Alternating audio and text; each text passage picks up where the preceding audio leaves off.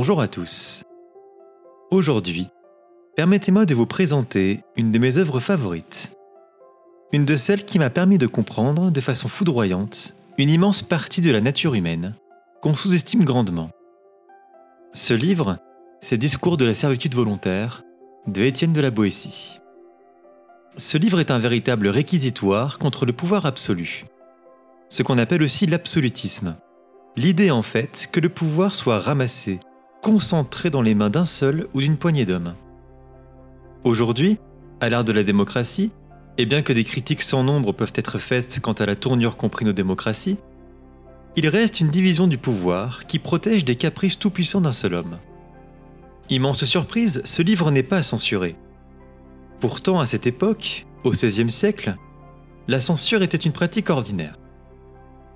Un homme qui concentre tous les pouvoirs a tout intérêt à le faire pour se maintenir, de peur que l'opinion ne se retourne contre lui. N'ayant pas des institutions solides le protégeant du peuple, la barrière étant fine entre ce dernier et lui-même, il n'a pas d'autre choix que de moduler l'opinion, quitte à passer par la censure. Je parle de risque de censure et encore je suis gentille. Il est arrivé que des intellectuels périssent pour leurs idées, et notamment Giordano Bruno et Vanini. Alors comment fait-il, Étienne de la Boétie? Il recourt à une ruse extrêmement simple mais efficace, parler d'un pouvoir absolu lointain, qui a eu lieu pendant l'Antiquité. En effet, la plupart des exemples qu'il prend viennent de cette période. Comme cela, il peut défendre ses idées vigoureusement en arguant du fait qu'il critique une période fort lointaine, qui n'a rien à voir avec son époque. Il se préserve, et son message fort passe. Incroyable stratagème. Dans ce livre qu'il n'a écrit qu'à l'âge de 18 ans, la Boétie interroge et critique le pouvoir absolu donc, mais aussi ce qui va avec, c'est-à-dire les rapports de domination, la légitimité de l'autorité sur la population et l'étonnante, mais au fond pas tant que ça, acceptation de cette soumission. Cet ouvrage constitue une excellente préfiguration de la pensée anti-absolutiste qui commence à se diffuser à pas de loup dans le royaume. Ce sont les protestants qui ont eu à cœur d'éditer l'écrit de la Boétie, ce qui est assez peu étonnant quand on sait que c'étaient les protestants monarchomaques, c'est-à-dire un courant de personnes dont l'ambition est de s'élever contre le partage sans règne d'un roi, à savoir l'absolutisme royal, pour donner suite au sanglant épisode du massacre de la Saint-Barthélemy. Rappelez-vous ce fameux massacre, le 24 août 1572, où plusieurs milliers de protestants sont massacrés par des catholiques à Paris. Les protestants donc publieront cet écrit, en 1574, sous le nom de Contraint. L'œuvre est publiée en 1578, de manière anonyme, dans un ouvrage en 3 volumes, parmi plus de 250 autres pièces, sous le titre Mémoire de l'État de France sous Charles IX.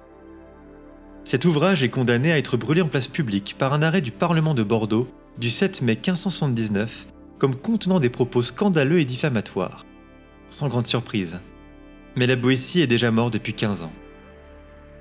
Avant que de comprendre un peu plus profondément ce livre, un détail, et pas des moindres, que je dois vous dire. Étienne de la Boétie appartenait à la bourgeoisie de la ville d'Orléans. Il y effectue des études de droit, et tout le prépare à pérenniser son mode de vie bourgeois. Et pourtant, voilà que contre toute attente, il attaque de façon inflexible et avec une lucidité désarmante les rouages du pouvoir, dont il n'est pas si éloigné, du haut de son rang. Ce texte a été écrit à une date incertaine, mais on y voit plus clair aujourd'hui. Il aurait été écrit vers 1548. À ce moment-là, la France est alors en pleine révolte, qu'on appelle en histoire la révolte des Gabelles.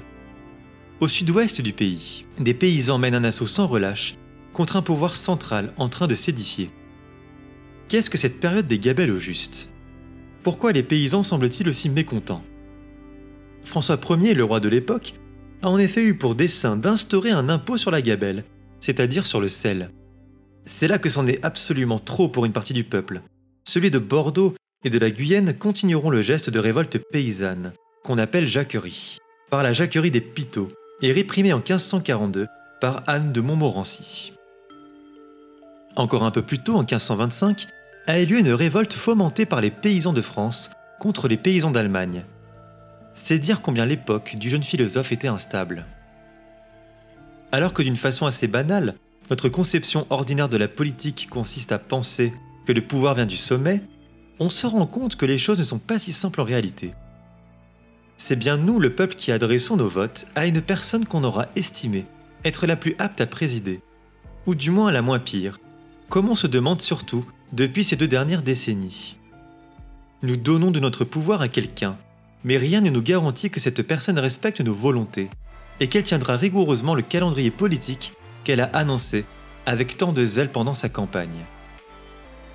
Bien souvent, trompé, trahi par un homme qui en réalité savait si bien traduire la volonté du peuple, pour au fond se faire élire et faire comme lui il l'entend. Nous accusons sans commune mesure cet homme élu, ce traître, cet opportuniste. Mais l'heure est à la responsabilité et à la vérité. C'est le peuple qui élit cette personne. Comme le dit Michel Foucault, le pouvoir vient d'abord d'en bas. Il est à la source de tout. Dans quelle mesure le peuple assoit-elle sa propre domination politique ? Comment expliquer que le peuple ait le pouvoir et finisse par systématiquement se trouver déçu et trahi ? C'est qu'il y a quelque chose qui se passe de bien précis, qui est dans l'air et que se perçoit que trop confusément, qui est évident, au su et au vu de tous, pourtant complètement ignoré. Ce mécanisme secret, mais qui irrigue toute l'histoire de la domination des hommes, c'est la Boétie qui en parlera en premier, et de la façon la plus concise et la plus surprenante pour son temps. Et c'est de ce théâtre des ombres dont je vais vous parler. Déjà le philosophe note le paradoxe, l'oxymore dans son expression servitude volontaire. Car n'est-il pas contraire à notre nature que de se soumettre ? Spontanément, n'avons-nous pas envie d'être libres dans nos actes, de ne pas être empêchés ? Il serait bien saugrenu que de vouloir véritablement servir. Ce serait une forme d'autosabotage, voire de masochisme. L'auteur précise bien que même les animaux ne pourraient être dans cette volontaire servitude, parce qu'aussitôt qu'un désir viendrait se manifester, ils tenteraient de l'exprimer, sans contrôle possible. Cet état est de ce fait paradoxal, il est antinaturel. Il ne correspond pas à l'homme selon les principes que se fait l'auteur de l'homme, qui est de vouloir être libre et de ne pas être contrarié dans sa liberté. Il va même jusqu'à dire que si Dieu, ou la nature nous a créés similaires, nous avons bien tous des similitudes physiques et caractérielles, c'est pour que nous aspirions naturellement à l'égalité et que nous agissions comme tels. Un état de nature, c'est-à-dire un état où tout devrait se passer comme conforme aux choses, sans anormalité constatable. C'est un état d'égalité, non seulement comme allant de soi, mais aussi désiré par tous. La servitude proviendra de l'oubli, de cette condition originelle, de la mauvaise habitude, de s'être habitué à cette condition de soumission. Ainsi qu'il le dit dans son texte, la première raison pour laquelle les hommes servent volontairement, c'est qu'ils naissent serfs et qu'ils sont élevés dans la servitude. Là où la thèse de la Boétie est vraiment déconcertante au fond, c'est quand il affirme que c'est non pas le tyran qui supprime la liberté du peuple, mais c'est le peuple qui aussitôt la délaisse. Ainsi, aussi fou que cela puisse paraître, des hommes seraient prêts à perdre leur vie pour leur tyran, parfois révérés comme on le ferait d'un dieu. Plus de 450 ans après, il ne vous aura ainsi pas échappé que son livre est d'une brûlante actualité. Comment ne pas penser aujourd'hui à la question de notre propre servitude ? Il est évident qu'une majorité de personnes subit son existence, ratatinée par un pouvoir qui semble inatteignable, inflexible, hors de portée. Nous tentons de concéder, de se raisonner, en se disant que le pire n'est pas encore arrivé. Toutes les stratégies mentales sont bonnes pour reporter à demain une révolte dont on se demande quelle sera bien sa portée, tant la révolte elle-même, et surtout aujourd'hui, semble avoir été anticipée, comprise, presque désirée par un système politique quasi tout-puissant mis en place. Les éternelles invectives de nos hommes politiques agissent comme une caricature qui n'a pas de fin ni de finalité, tant elles sont là depuis longtemps et non des faits consistants. Dans notre pays, par exemple, la montée généralisée de la droite, voire de l'extrême droite dans l'ensemble du globe, la récente investiture du président Trump, savent si bien mettre en lumière combien le peuple désire un pouvoir fort, autocratique, pour se rassurer face au complet délitement des valeurs. Un presque pas de trop, et nous pourrions penser que le peuple couvre le fantasme d'un chef autoritaire, charismatique, qui oriente et qui protège ses frontières, qui le privilégie, comme un père bon protégerait ses enfants. De telles aspirations ne manquent pas de penser la question de la servitude volontaire surtout quand on ne sait pas bien dans quelle mesure ces chefs politiques se réclament du peuple. Des populistes, pouvons-nous dire?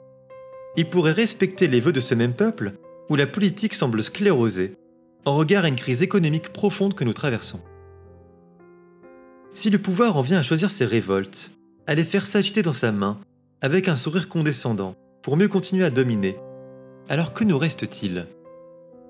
C'est bien entendu une question à laquelle je n'ai pas de réponse, et ce n'est clairement pas le but de cette chaîne, qui vise avant tout à vous interroger, et à m'interroger avec vous. Mais mon postulat est de penser que tant qu'il y a des questions, du doute, alors le pouvoir ne pourra jamais être total. Malgré la justesse et la profondeur de l'analyse du philosophe, son texte sombrera dans l'oubli pendant plusieurs siècles, à peine mentionné. C'est l'écrivain et philosophe Lamennais, au XIXe siècle, qui va enfin donner ses lettres de noblesse à ce texte intemporel, poursuivi ensuite par des philosophes reconnus comme Bergson, Simone Weil ou encore Pierre Clastres, un anthropologue qui a étudié des sociétés sans pouvoir étatique structurées. Gilles Deleuze et Guattari continueront les réflexions de la Boétie dans un texte, l'Anti-Oedipe, en faisant de la servitude volontaire l'énigme centrale de la philosophie politique. Un parallèle peut être aussi fait avec l'œuvre de Rousseau, notamment dans son Contrat social, qui met en lumière la condition originelle de l'homme, qui est d'être libre, et de constater avec une stupéfaction placide qu'il est, je cite, partout dans les fers, c'est-à-dire contraint et forcé. Enfin, on peut penser à Paul Nizan, trop connu pour être collègue et ami de Sartre, et qui dans son essai Les chiens de garde, livre une analyse cynique des moyens utilisés pour pérenniser cette servitude et le rôle complice d'une génération d'intellectuels et de philosophes. Cette thèse de la servitude volontaire est d'une richesse telle qu'elle peut s'appliquer à une remarquable variété de situations. On pense aux gourous et ses fidèles, des enfants face à un parent tyrannique, ou encore aux influenceurs, à l'endroit desquels spectateurs seraient capables de remuer ciel et terre. Notre vidéo touche à sa fin, et je ne peux m'empêcher de vous demander, puisque la philosophie est là pour se poser des questions, quelles sont les véritables servitudes volontaires que vous traversez? Étant des êtres de relation, il est inévitable de se retrouver coincé dans des conflits de loyauté, des pactes secrets avec ses proches, qui nous enjoignent à cette soumission particulière. Sur ce, je vous laisse à votre méditation, et je vous dis à très bientôt.